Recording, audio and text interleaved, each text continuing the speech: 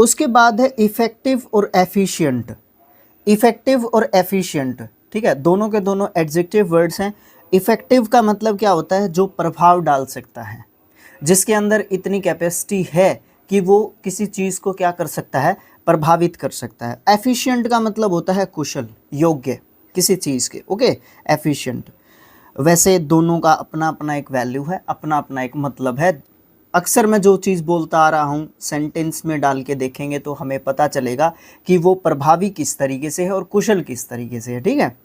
उसके बाद है एनवलप और एनवोलप, ठीक है। एनवोलप वर्ब है, एनवोलप्ड, एनवोलप्ड इसका सेकंड एंड थर्ड फॉर्म होगा। इसका मतलब होगा बंद करना, छिपाना, ढकना, ये मतलब होगा। और एनवलप आप जानते हैं लिफाफा या फिर आवरण, जिसके अंदर पहले के टाइम में चिट्ठी वगैरह लिख के डालते थे तो वो एनवलप के अंदर डालते थे। आजकल भी डालते हैं बट इतना ज़्यादा चलन आजकल नहीं है। 1 मिनट में मेल हो जाता है, 1 मिनट में व्हाट्सएप हो जाता है, पीडीएफ बनाई इधर से उधर, उधर से इधर चलता रहता है, ठीक है। तो ये दोनों एनवलप में जो है डिफरेंस हमें देखना होगा। एक ही डिफरेंस है ई का, ठीक है। उसके बाद है एक्सटेंट और एक्सटेंट, दोनों एक्सटेंट हैं। ए एन टी वाला एक्सटेंट जो है वो एडजेक्टिव है, इसका मतलब प्रचलित या फिर विद्यमान या फिर मौजूद, ये सब मतलब कह सकते हो। और एक्सटेंट ई एन टी वाला एक्सटेंट है, ये नाउन वर्ड है, इसका मतलब विस्तार, फैलाव, सुविस्तृत, क्षेत्र, ये सब मतलब कह सकते हो। ये तो समझ में नहीं आया होगा आपको, है ना, लेकिन ये जरूर समझ में आए होंगे अच्छे तरीके से, विस्तार या फिर फैलाव। एंड्यूरिंग, एंड्यूरेबल, दोनों एक ही रूट वर्ड से बनने वाले वर्ड्स हैं, ठीक है, एडजेक्टिव वर्ड्स हैं दोनों के दोनों। एंड्यूरिंग का मतलब होता है सहन शक्ति और एंड्यूरेबल का मतलब होता है वो जो सहन शक्ति है वो कितना सहन कर सकती है, ठीक है ना, जो सहन शक्ति है वो कितना सहन कर सकती है, वो एंड्यूरेबल से हमें पता चलता है। एक्सटिंक्ट और इंस्टिंक्ट, एक्सटिंक्ट का मतलब होगा एडजेक्टिव वर्ड है, अप्रचलित या फिर विलुप्त, एक तरीके से मृत बोल सकते हो, है ना। और इंस्टिंक्ट का मतलब नाउन वर्ड है, इसका मतलब मूल प्रवृत्ति या फिर जो स्ट्रक्चर है, जो बेसिक स्ट्रक्चर है किसी भी चीज़ का, ठीक है, जो बेसिक जो स्ट्रक्चर है ना किसी भी चीज़ का, बेसिक स्ट्रक्चर वो क्या है, वो इंस्टिंक्ट जो होता है उससे हमें पता चलता है। स्टीम और एस्टिमेट, दोनों वर्ब हैं। एस्टीम्ड, एस्टीम्ड इसका सेकंड एंड थर्ड फॉर्म है, इसका मतलब है आदर करना, सम्मान देना, सत्कार करना, है ना, रिस्पेक्ट देना, एक तरीके से बोल सकते हो आप, है ना। एस्टिमेटेड, एस्टिमेटेड, एस्टिमेट का सेकंड एंड थर्ड फॉर्म होगा, इसका मतलब होगा किसी भी चीज़ का जो मूल्य है ना, जो प्राइस डिसाइड करना, क्या डिसाइड करना, प्राइस डिसाइड करना, ठीक है, प्राइस को डिसाइड करना कि नहीं भाई मेरा तो ये, जैसे बार्गेनिंग में होता है ना, एस्टिमेटेड प्राइस जो है डिसाइड करते हैं आप, भाई किसी भी तरीके से कर लो, आपको ध्यान रहना चाहिए कि वर्ड का मीनिंग क्या है, ठीक है। एक्सपर्ट और एक्सर्प्ट, ठीक है, एक्सपर्ट एडजेक्टिव है जिसका मतलब निपुण, चतुर, है ना, दक्ष, है ना, एफिशिएंट, है ना, प्रोफिशिएंट, ये सब मतलब आप बोल सकते हो। लेकिन एक्सर्प्ट का मतलब क्या होगा, ये एक नाउन वर्ड है, ये जो है कहीं से कोई चीज़ एक एग्जाम्पल के तौर पे ली गई हो, कहीं से कोई चीज़ ली गई है, मान लो कि किसी बुक से कोई अंश लिया गया है, ठीक है ना। जैसे मैं ये बोल दूं कि ये जो WOC हैं ये किस बुक से एग्जर्प्ट हैं, वैसे ये पूरी की पूरी जो है लुसेंट इंग्लिश से संबंधित है, क्योंकि पूरा का पूरा हम उसी को पढ़ा रहे हैं। लेकिन यहाँ पे अगर हम अपनी तरफ से कुछ बना रहे होते और लुसेंट से हम लेते तो आप लोग भी पहचान जाते कि ये जो है उस बुक से क्या किया गया है, एग्जर्प्ट किया गया है, ठीक है, क्या किया गया है, एग्जर्प्ट किया गया है। एलिमेंट्री और एलिमेंटल, दोनों एडजेक्टिव हैं। एलिमेंट्री का मतलब सामान्य, नॉर्मल, और एलिमेंटल जो है ये भी एडजेक्टिव है, प्रकृति की शक्ति, वो एलिमेंटल होती है। एग्जूटिंग और एग्जूटिव, दोनों एडजेक्टिव्स हैं। एग्जूटिंग का मतलब थका हुआ है और एग्जूएटिव जो है क्या है, एक तरीके से विस्तृत या फिर गहन, गहरा, है ना। एफिशियस, एफिशियस और इफेक्चुअल, एफिशियस और इफेक्चुअल दोनों के दोनों एडजेक्टिव हैं, है ना। एफिशियस का मतलब क्या होता है, उत्तम या फिर जिससे हमें कोई रिजल्ट प्राप्त होता है, जिससे हमें कोई रिजल्ट प्राप्त होता है, एफिशियस होगा। इफेक्चुअल का मतलब क्या होगा, कोई हमें फल दे सकता है, मीनिंग्स दोनों के सेम कह सकते हो। एफिकेशियस, हाँ ये अभी ध्यान में आया, एफिकेशियस, एफिकेशियस, और इफेक्चुअल होता है। एक्सेप्ट और होप, एक्सपेक्ट है, सॉरी एक्सेप्ट भी लिख लो फिर तो यहाँ पे, ठीक है, एक्सेप्ट, ठीक है, एक्सेप्ट। ये एक्सेप्ट और एक्सपेक्ट ये भी ध्यान में रखने जरूरी हैं दोनों के दोनों, ठीक है। और ये जो है हमारे होते हैं, एक्सेप्ट का मतलब होगा के अलावा या के अतिरिक्त, और इस एक्सपेक्ट के मतलब क्या होगा, उम्मीद रखना या आशा रखना, ठीक है। एक्सेप्टेड इसका सेकंड एंड थर्ड फॉर्म होगा, ये वर्ब होगा एक्सेप्ट, और एक्सपेक्ट भी वर्ब होता है। एक्सपेक्टेड इसका सेकंड एंड थर्ड फॉर्म होगा, और होप आपको पता है मीनिंग्स एक्सपेक्ट और होप के दोनों के सेम होते हैं, बट कई बार थोड़े से अलग भी हो जाते हैं। इकोनॉमिकल और इकोनॉमिक दोनों के दोनों एडजेक्टिव हैं। एक का मतलब होता है किफ़ायती या फिर कम खर्चा करने वाला, या जिससे हमारा खर्चा जो है कम हो पाता है, और दूसरे का मतलब होता है आर्थिक, रिलेटेड टू मनी। इकोनॉमिक मतलब रिलेटेड टू मनी, आर्थिक रूप से जो है संबंधित होता है। एम्प्टी और वैकेंट दोनों एडजेक्टिव होते हैं। जब एम्प्टी की बात करते हैं तो पॉकेट खाली है, और वैकेंट की बात करते हैं तो पोस्ट खाली है। तो दोनों का मतलब खाली है, लेकिन डिफरेंस जो है अलग अलग है। देखो कई बार ऐसे वर्ड्स हैं जिनको हमें पढ़ने मात्र से पता चल जाएगा कि ये कहना क्या चाह रहा है, बट कई वर्ड्स ऐसे हैं जिनका मैं आपको ये नहीं कह रहा हूँ कि आपको असली पता कब चलेगा, इनके बीच में डिफरेंस क्या है, वो तब पता चलेगा जब हम उनको क्या करें, सेंटेंसेस में यूज़ करें, है ना। एक्सक्यूज़ और पार्डन दोनों वर्ब्स हैं। एक्सक्यूज्ड इसका सेकंड एंड थर्ड फॉर्म है, और पार्डन्ड इसका सेकंड एंड थर्ड फॉर्म है। ये दोनों का मतलब माफ़ करना, समायाचना करना होता है, बट जो पार्डन होता है ना, ये जो है किसी भी मतभेद होने पर या फिर किसी भी कही गई बात पर ना सुनने पर कोई भी हम जब माफ़ी मांगते हैं। एक इसका पार्डन का एक मतलब होता है राज क्षमा भी इसको बोलते हैं। एग्जैक्ट अगर हिंदी में आप जाओगे ना तो राज क्षमा भी मैंने कई बार इसका देखा है लिखा हुआ कहीं पे। उसके बाद है एक्सीलेंस और एक्सीलेंट। एक्सीलेंस ENCE और ANCE एंडिंग वर्ड्स जो है आपको नाउन देखने को मिलते हैं। तो श्रेष्ठता या महानता एक्सीलेंस होता है। एक्सीलेंट का मतलब बहुत बढ़िया, बहुत ही ज़बरदस्त। उसने रेस किस हिसाब से कर दी, उसने फिजिकल किस तरीके से कर दिया, उसने एक्सीलेंट में फिजिकल कर दिया भाई। उसने किस में फिजिकल कर दिया, एक्सीलेंट में फिजिकल कर दिया। आपने जो आर्मी नेवी जो जिसमें भी फिजिकल जो तैयारी ली जाती है, ठीक है, उस प्रकार के बच्चों की बात कर रहा हूँ मैं यहाँ पे, क्योंकि डिफेंस का मुझे इतना ज़्यादा मतलब पता नहीं है डिफेंस का। तो कहने का मतलब क्या है, मैं क्या बता रहा था, कहाँ पे चला गया। एक्सीलेंट का मतलब होगा बहुत अच्छा, ज़बरदस्त। एमर्ज और इमर्ज दोनों वर्ब्स हैं। एमर्ज्ड इसका सेकंड एंड थर्ड फॉर्म होगा। इसका मतलब होता है दिखलाई देना या फिर बाहर आना, है ना, प्रकट होना भी आप इसका बोल सकते हो। इमर्ज्ड इसका सेकंड एंड थर्ड फॉर्म होगा, ये भी वर्ब है। इसका मतलब होता है डूब जाना। एक्साइट और इनसाइट दोनों वर्ब्स हैं। एक्साइटेड इसका सेकंड एंड थर्ड फॉर्म है। एक्साइटेड भड़कना, भड़काना, उत्तेजित करना। एक नेगेटिव सेंस में अगर इसका मीनिंग बताऊँ ना, किसी को हम उत्तेजित करने की सेंस में क्या दे सकते हैं, प्रेरित करने की सेंस में नहीं जाता ये, ठीक है। कई बार नेगेटिव सेंस में ज़्यादा जाता है, बट कई बार हम एक्साइटेड, अब जैसे मान लीजिए हमारा कोई भी गेम का टूर आया तो मैं बहुत ज़्यादा एक्साइटेड हो जाता हूँ उसको लेके, है ना, तो वो एक अलग पॉजिटिव सेंस में यूज़ किया गया, बट ज़्यादातर है ना इसको नेगेटिव सेंस में देखते हैं हम लोग यूज़ करते हुए। Incited second and third form है। इसका मतलब उकसाना और भड़काना, ये टोटली नेगेटिव है, ये तो पॉजिटिव के रूप में भी यूज़ किया जा सकता है। एक्साइट, तो इनसाइट जो है टोटली नेगेटिव रहता है। एक्सीडिंगली और excessively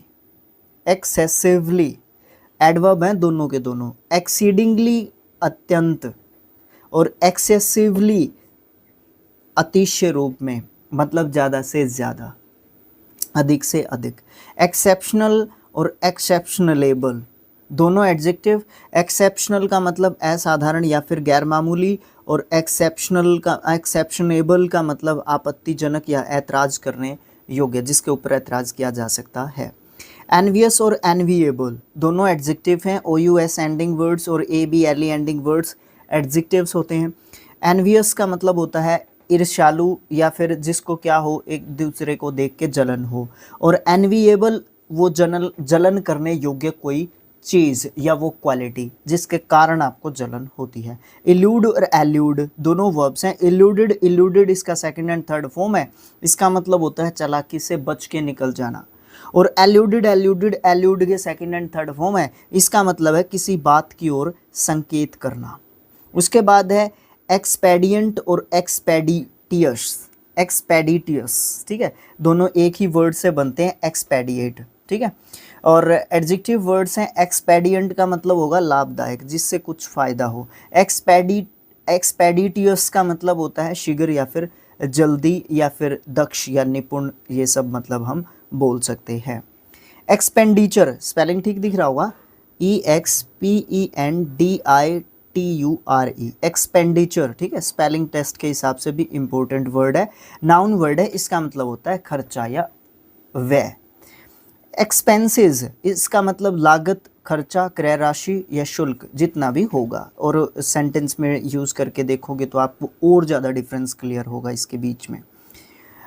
and eatable, EATABLE, eatable adjective है, ABLE एंडिंग वर्ड है, इसका मतलब खाने योग्य। एडिबल भी खाने योग्य होता है, ठीक है।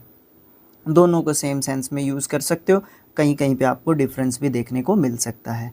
एजुकेशन और एडिफिकेशन, एजुकेशन का मतलब शिक्षा हो गया, एडिफिकेशन का मतलब नैतिक या फिर बौद्धिक सुधार। एडिफिकेशन नैतिकता में सुधार करना, अपनी जो मोरल जो वैल्यूज़ होती है ना उनको सीखना, मोरल जो वैल्यूज़ होती हैं उनको सीखना, ठीक है। इफेमिनेट और इफीट, इफेमिनेट और इफीट दोनों के दोनों एडजेक्टिव्स हैं। इफेमिनेट मतलब नारी के जैसा, आप दोनों सेंस में कह सकते हो, दिखने में, शरीर के हिसाब से, या फिर काम करने के तरीके के हिसाब से। जैसे कोई कमज़ोर सा होता है तो उसको बोल देते क्या यार लड़कियों के जैसा काम कर रहा है ना। तो लड़की जो भी वीडियो को देख रही हो प्लीज़ आप पूरा मत मानना, वो मेरा वो मतलब बिल्कुल भी नहीं है। लड़कियां आजकल हमारे हरियाणा से तो आपको पता है रेसलिंग में सबसे पहले फोगाट फैमिली से चारों सिस्टर्स निकली थी, उस तरीके की चीज़ें है ना। वो मतलब मेरा कभी भी मतलब जेंडर इनइक्वलिटी पे मेरी चीज़ को कभी भी मेरी बात को लेके मत जाना, ठीक है। इस तरीके का कोई मेरा इंटेंशन कभी भी नहीं होता है। इफीट ये भी एक एडजेक्टिव है, इसका मतलब कमज़ोर या फिर टूट जाने के कगार पे या बिल्कुल दुर्बल के सेंस में आप इफीट को यूज़ करते हो, ठीक है। इगोइस्ट और इगोटिस्ट, भाई ब्लैक बुक में बड़े अच्छे तरीके से मैं इनके बीच में डिफरेंस क्रिएट कर चुका हूं जब मैंने आपको OWS करवाए थे। और OWS के टेस्ट्स में भी ये वर्ड आया था, एक आया था, इनमें से मैंने दोनों को आपको एक्सप्लेन, नहीं दोनों ऑप्शंस में आए थे और एक आंसर था, मैंने उस समय भी आपको बड़े अच्छे तरीके से एक्सप्लेन कर दिया था। अगर आप ब्लैक बुक की सीरीज़ को फॉलो नहीं कर रहे हो तो भाई मुझे ऐसा लग रहा है कि आप शायद गलती कर रहे हो, ठीक है। बैंकिंग या SSC एस्पिरेंट हो, NDA एस्पिरेंट हो तो आप ज़रूर से उसको जो है फॉलो कर सकते हो, ठीक है। बाकी आपके साथ कोई धक्का नहीं है, आपकी मर्ज़ी, जिस तरीके से आप काम करना चाहें तो आप करें, ठीक है। जुड़ते रहें बस हमसे, थोड़ा सा हमें भी सपोर्ट करते रहें। तो इगोइस्ट नाउन वर्ड है और ये अभी आत्माभिमानी, अहमवादी या घमंडी, स्वार्थी, सिर्फ अपने बारे में सोचने वाला व्यक्ति इगोइस्ट होता है। इगोटिस्ट क्या होता है, अभिमानी व्यक्ति होता है। तो दोनों के दोनों जो है नाउन वर्ड्स होते हैं। इलैप्स वर्ब है, इलैप्स्ड इसका सेकंड एंड थर्ड फॉर्म है, इसका मतलब गुजरा जमाना या समय का बीतना। और लैप्स LAPSE, लैप्स्ड इसका सेकंड एंड थर्ड फॉर्म होता है, ठीक है।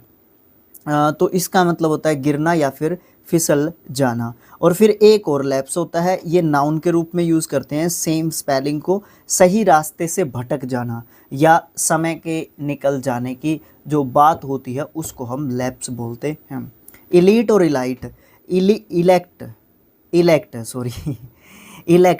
तो इलेक्ट जो है हमारा एडजेक्टिव है, इसका मतलब चुना हुआ। और इलाइट नाउन वर्ड है, इसका मतलब गणमान्य व्यक्ति या संप्रभांत पुरुष, भद्र पुरुष बोल लो भाई अगर आपको ये संप्रभांत समझ में नहीं आ रहा तो, ठीक है।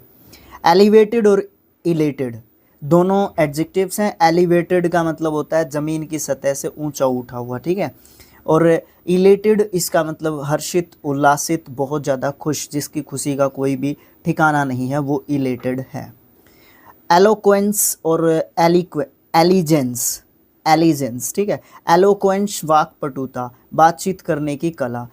लोक्वेंस, लोक्वेस या लॉक जहाँ पे आ जाएगा ना, वहाँ पे रिलेट कर जाएगा लैंग्वेज से। अगर आप मुझे काफ़ी समय से फॉलो कर रहे हो, दूसरी सीरीज़ को भी फॉलो कर रहे हो, तो आपको इस तरीके की चीज़ें, बातें मैं बताता रहता हूँ, ठीक है।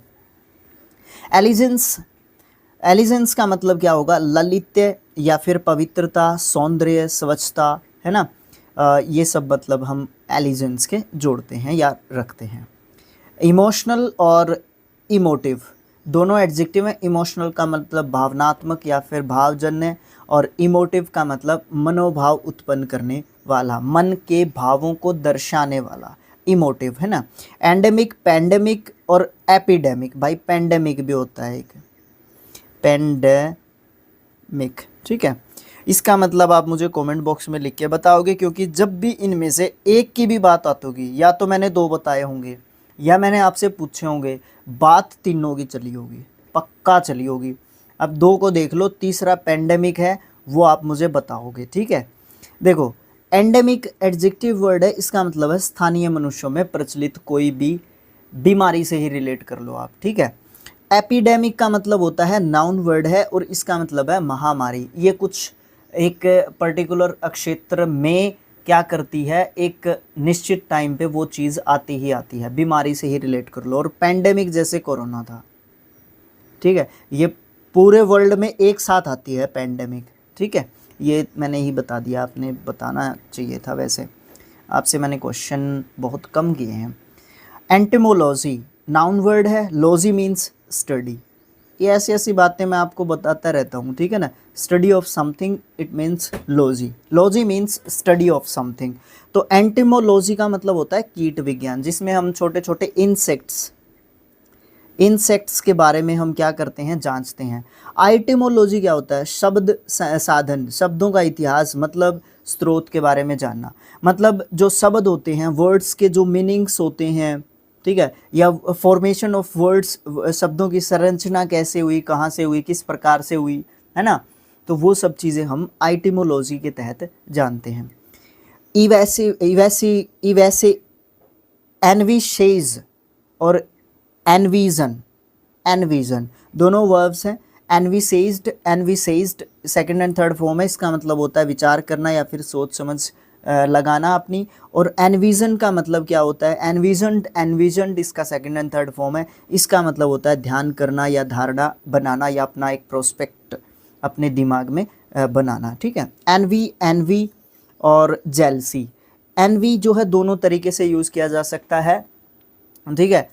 एक होता है इनोए, ये मुझे कमेंट बॉक्स में लिख के बताओ ये कौन होता है, ठीक है। ये लिख लिया आपने, देख लिया। अब इन दोनों को समझने की कोशिश करो, जेलसी के साथ साथ एनवी को। एनवी अगर वर्ब के रूप में देखते हैं तो एनवीड इसका सेकंड एंड थर्ड फॉर्म होता है, ठीक है। कोपीड,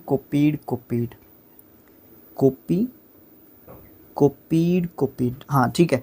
एनवीड होता है। पता है मैं क्या सोच रहा था, कहीं मैंने आपको गलत ना बता दिया हो। एक वो चीज़ है ना जो मैं आपसे बार बार पूछता रहता हूँ, लेटर डबल होगा या फिर वाई को काट के क्या करेंगे हम, IED लिखेंगे, ठीक है। तो ये चीज़ इसके ऊपर अप्लाई होगी, वर्ब के ऊपर।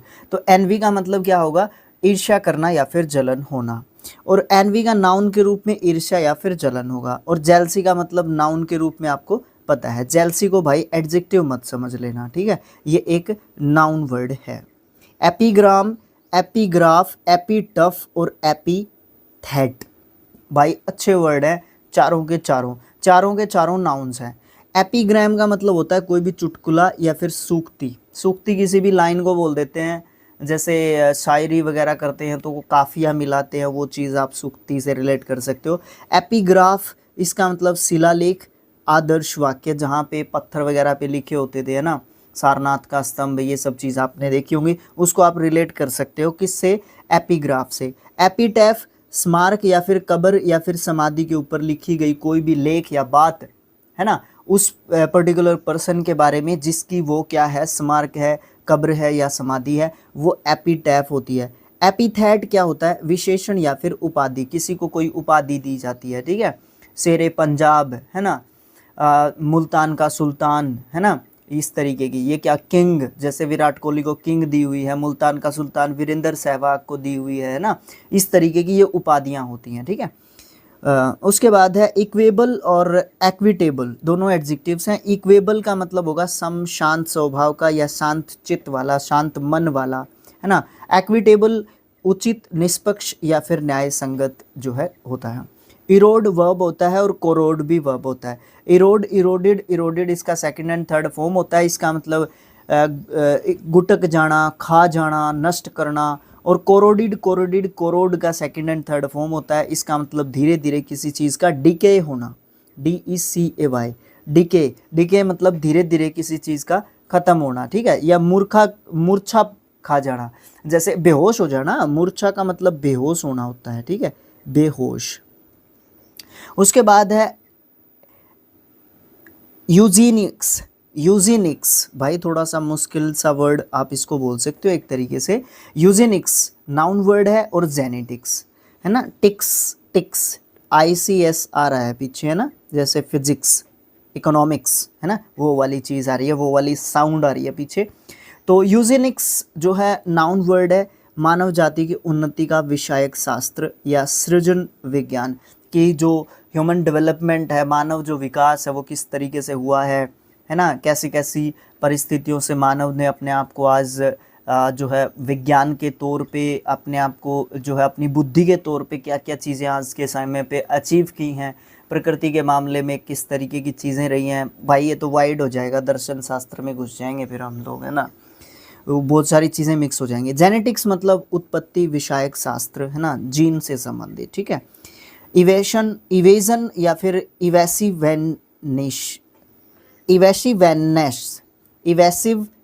इवेसिवनेस, हाँ अभी आया ना प्रोनाउंसिएशन निकल के, इवेसिवनेस। ऐसे सिलेबल बोलते हैं इनको, ठीक है। सिलेबल में तोड़ के जब हम वर्ड्स को पढ़ते हैं ना तो उससे अच्छा रहता है, और कई बार जब हम सिलेबल में तोड़ते हैं तो कुछ और ही बोलने लग जाते हैं ना।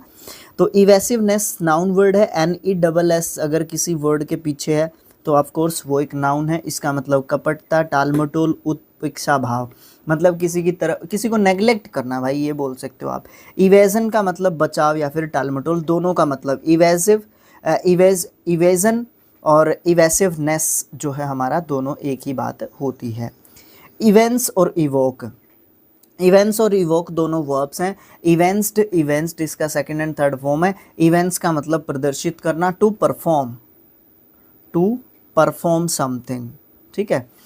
इवोक का मतलब इवोक्ड इसका सेकंड एंड थर्ड फॉर्म होता है। इसका मतलब चेतन करना, जगाना, कारण बनना, पुकारना, बुलाना। इवोक जो है इसका मतलब होता है। इसका मतलब उकसाना भी बोल सकते हो आप, उकसाना, ठीक है, किसी को उकसाना, इवोक करना होता है, ठीक है। उसके बाद आगे चलते हैं हम लोग।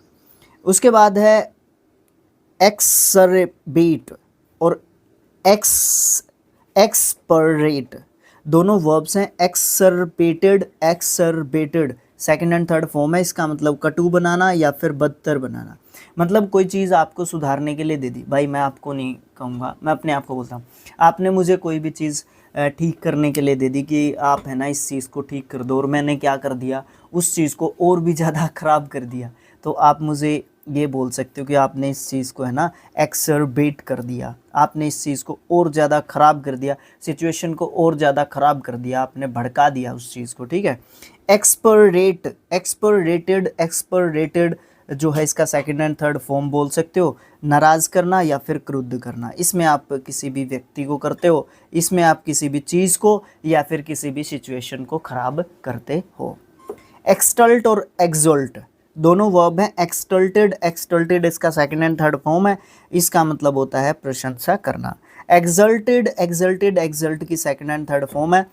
इसका मतलब है खूब खुशी मनाना। एग्जाम्पल, सैम्पल और स्पाइसीमैन तीनों नाउन्स है। एग्जाम्पल का मतलब आप जानते हैं, सैम्पल का मतलब आप जानते हैं, स्पाइसीमैन का मतलब भी आप बोल सकते हो कि एक तरीके का नमूना, एग्जाम्पल, दृष्टांत, आदर्श, प्रतिरूप, there are too many examples और मीनिंग्स इस तरीके के वर्ड्स के। एक्सीड और एक्सल दोनों वर्ब्स हैं। Exceeded, exceeded second and third form है एक्सीड का, और इसका मतलब है किसी भी चीज़ से श्रेष्ठ होना, अधिक होना, श्रेष्ठ होना, बेहतर होना, ये सब मतलब बोल सकते हो। एक्सल का मतलब क्या होगा? एक्सल्ड, एक्सल्ड इसका सेकंड एंड थर्ड फॉर्म है। देखो जो चीज़ मैं आपको बता रहा था और मैं आपसे पीछे भी पूछता आ रहा हूँ, बार बार आपको याद भी दिलाता रहता हूँ ये सब चीज़ें, ठीक है। तो वो मैं क्या कह रहा था, वो मैं कुछ इस तरीके से बोल रहा था, ठीक है। अभी देखो, देखो एक्सल की स्पेलिंग EXCEL है। लास्ट लेटर क्या है? कॉन्सोनेंट है। उससे पहले क्या है? वोवल है। तो ये कॉन्सोनेंट है ना, डबल हो जाएगा जब आप इसका पास्ट फॉर्म लिखोगे तो, ठीक है। ये क्या हो जाएगा फिर? ये जो है आपका डबल हो जाएगा। ये चीज़ मैं आपको बता देता हूँ, बीच बीच में हम लोग इसके बारे में डिस्कशन करते रहते हैं, और ये जनरली जब भी हम बात करते रहते हैं तो मैं और वीडियोस में भी जो है आपसे लगातार पूछता रहता हूँ। एक्सेप्ट और एग्जेम्प्ट दोनों वर्ब्स हैं। एक्सेप्टेड, एक्सेप्टेड इसका सेकंड एंड थर्ड फॉर्म होता है, पीछे हम इसके बारे में पढ़ भी चुके हैं। एग्जेम्प्टेड, एग्जेम्प्टेड इसका सेकंड एंड थर्ड फॉर्म है। इसका मतलब मुक्त करना, अलग रखना, ये सब मतलब बोल सकते हो। एक्सक्लूड, एक्सक्लूडेड, एक्सक्लूडेड इसका सेकंड एंड थर्ड फॉर्म है। किसी चीज़ से बचना, वंचित करना, वर्जित करना, है ना, वो सब मतलब कह सकते हो। परक्लूडेड, परक्लूडेड, परिक्लूडेड, प्रिक्लूड की सेकंड एंड थर्ड फॉर्म होती है। इसका मतलब भी अलग करना, बंद करना, रोकना, ये सब मतलब कह सकते हो। एक्सक्रूसिएट, एक्सक्रूसिएट भाई ये स्पेलिंग टेस्ट के हिसाब से भी इम्पोर्टेंट वर्ड हो जाता है। ये वर्ब है एक्सक्रूसिएटेड, एक्सक्रूशिएटेड इसका सेकंड एंड थर्ड फॉर्म है। इसका मतलब होता है अत्यंत कष्ट देना, मानसिक वेदना देना, किसी को मानसिक पीड़ा देना, मन से किसी को दुखी करने की कोशिश करना, ऐसे काम करना जिससे सामने वाला अंदर से दुखी हो। मतलब फिजिकल पनिशमेंट ना दे के उसको एक तरीके से मेंटली उसको आप जो है हराश करने की कोशिश करते हो। एक्सकोरिएटेड, एक्सकोरिएटेड, एक्सकोरिएट की सेकंड एंड थर्ड फॉर्म होती है। इसका मतलब क्या होता है? खाल निकालना या खाल खींचना, तेरी खाल उतार दूंगा मैं, ये वो वाली बात है। एक्सक्रिएट भाई मैं आपको नहीं बोल रहा था। एक्सक्रिएटेड, एक्सक्रिएटेड, एक्सक्रिएटेड इसका सेकंड एंड थर्ड फॉर्म है। इसका मतलब घृणा करना या फिर शाप देना किसी को। एक्सरसाइज और एक्सोरसाइज, एक्सरसाइज आपको पता है। एक्सोरसाइज्ड, एक्सोरसाइज्ड इसका सेकंड एंड थर्ड फॉर्म है। इसका मतलब है झाड़ फूक करके प्रेत, भूत प्रेत को क्या करना? हटाना। एक्सोइटेड और इरोटिक, एक्सोइटेड नाउन या फिर एडजेक्टिव दोनों तरीके से यूज़ किया जा सकता है। आप बोल सकते हो विदेशी वस्तु नाउन के रूप में, और एडजेक्टिव के रूप में बोल सकते हो आप विदेश से लाई गई कोई भी वस्तु। इरोटिक मतलब प्रेम संबंधी या फिर कामुक एक तरीके से बोल सकते हो। एक्सप्लेन और एक्सप्लिकेट ये दोनों के दोनों वर्ब्स जो है होते हैं। एक्सप्लेन्ड, एक्सप्लेन्ड होता है, और एक्सप्लिकेटेड, एक्सप्लिकेटेड होता है सेकंड एंड थर्ड फॉर्म। इस दोनों का मतलब व्याख्या करना, अर्थ समझाना, स्पष्ट करना, है ना, मीनिंग को बताना, समझाना, विस्तार पूर्वक बताना, ये सब मतलब दोनों के एक्सप्लेन और एक्सप्लिकेट के बोल सकते हो। एक्सप्लिसिट और इम्प्लिसिट भाई ये भी काफ़ी पूछे जाने वाले वर्ड्स है, सामने भी आते रहते हैं, बट क्या होता है स्लिप ऑफ टंग जैसे बोलते हैं ना, वो वाली चीज़ इन दोनों वर्ड्स के बारे में हमारी होती है। एक्सप्लिसिट दोनों एडजेक्टिव्स हैं, इम्प्लिसिट भी और एक्सप्लिसिट भी। इम्प्लिसिट का मतलब होता है शंकाहीन, उपलाक्षित। भाई ये रहने दो, आप इसको समझ लो, जिसके ऊपर कोई भी शक या संदेह नहीं किया जा सकता, ठीक है, जो डाउट से फ्री है, शंकाहीन। एक्सप्लिसिट इसका मतलब निश्चित या फिर स्पष्ट, क्लियर, है ना, एक्सप्लिसिट होता है। एक्सटेम्पर और इम्प्रॉम्प्टू ये दोनों भी इम्पोर्टेंट वर्ड्स है। एक्सटेम्पर एडजेक्टिव वर्ड्स है, वर्ड है, इसका मतलब होता है बिना किसी तैयारी के, बिना किसी तैयारी के एक्सटेम्पर होता है, ठीक है। इम्प्रॉम्प्टू ये नाउन वर्ड है, पहले से सोची गई कोई भी रचना या निबंध या कोई भी आपकी जो क्रिएशन है उसके बारे में आपने पहले से सोच रखा था, अब आप उसको क्या कर रहे हो? एक्सप्लेन कर रहे हो या लिख रहे हो, ठीक है। बट सीधा ही लिख रहे हो, बिना बिना, अरे भाई ये तो गलती हो गई थी, बिना पहले से सोची गई कोई भी रचना या निबंध, ठीक है, इम्प्रॉम्प्टू होती है, मतलब डायरेक्टली ही आप चीज़ जो है चीज़ों को करते हो। एक्सटेम्पोराइज और टेम्पोराइज, एक्स लग गया वैसे इसके ऊपर, दोनों वर्ब्स हैं, एक्सटेम्पोराइज्ड एक्सटेम्पोराइज्ड, सेकंड एंड थर्ड फॉर्म है, इसका मतलब उसी समय लिखना, तुरंत किसी चीज़ को लिखना। और टेम्पोराइज टेम्पोराइज्ड टेम्पोराइज्ड है, इसका मतलब होता है टाल मटोल करना। एक का मतलब होगा, एक दूसरे के एंटोनियम्स भी बोल सकते हो आप इनको, ठीक है, तो एंटोनियम्स भी हो सकते हैं एक दूसरे के ये दोनों, ठीक है। एक्सटेंडेड और इंटेंसिव दोनों एडजेक्टिव हैं। एक्सटेंडेड का मतलब होता है फैला हुआ, लगातार, दीर्घकालीन, लंबे समय तक, और इंटेंसिव का मतलब भी सेम बोल सकते हो आप। इंटेंसिव का मतलब एक थोड़ा सा अलग रहता है, लंबा, कोई चीज़ लेंथ में लंबी है उसको एक्सटेंसिव बोल सकते हो, एक्सटेंडेड नहीं बोल सकते। एक्सटेंडेड का मतलब फैली हुई कोई चीज़, विस्तृत कोई चीज़, और इंटेंसिव का मतलब कोई चीज़ लंबी भी हो सकती है विस्तृत होने के साथ साथ। उसके बाद है एक्सटीरियर और एक्सटर्नल, दोनों का मतलब एक ही होता है, दोनों एडजेक्टिव होते हैं, बाहरी, बाह्य, भौतिक, ये सब मतलब बोल सकते हो। एक्सट्रैक्ट, एक्सर्प्ट, एक्सट्रीकेट, तीनों वर्ब्स है। एक्सट्रैक्टेड, एक्सट्रैक्टेड इसका सेकंड एंड थर्ड फॉर्म होगा, इसका मतलब हठ पूर्वक लेना, खींचना, सार निकालना। एक्सर्प्ट, एक्सर्प्टेड, एक्सर्प्टेड इसका सेकंड एंड थर्ड फॉर्म है, इसका मतलब पुस्तक से उद्धृत अंश या फिर उद्धरण या फिर एग्जाम्पल बोल सकते हो। एक्सट्रीकेटेड, एक्सट्रीकेटेड, एक्सट्रीकेट की सेकंड एंड थर्ड फॉर्म है, इसका मतलब विमुक्त करना, निस्तार करना, निकालना, भेजना, ये सब जो है मतलब हम बोल सकते हैं। उसके बाद है इंक्वायरी और एनक्वायरी, ऊपर वाला है इंक्वायरी, सॉरी एनक्वायरी है ऊपर वाला, ठीक है, मैं ऊपर वाला की जगह नीचे वाला कहना चाहता था।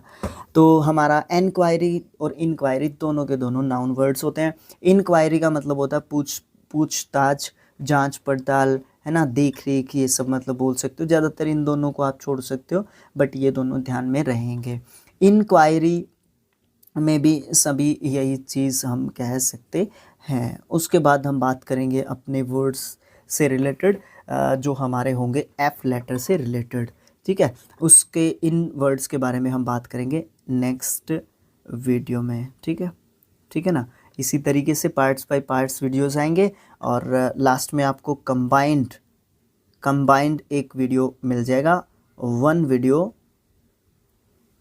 वन लेसन, ठीक है, या चैप्टर बोल लो आप, ठीक है, ये सब चीज़ें होती रहेंगी। तो thanks for watching, thank you so much, मिलेंगे नेक्स्ट वीडियो में। Like, share, subscribe, comments, suggestions, है ना, ये सब चीज़ें आप कर सकते हो, कमेंट बॉक्स इज़ योर्स, ठीक है। तो thanks for watching again, thank you so much.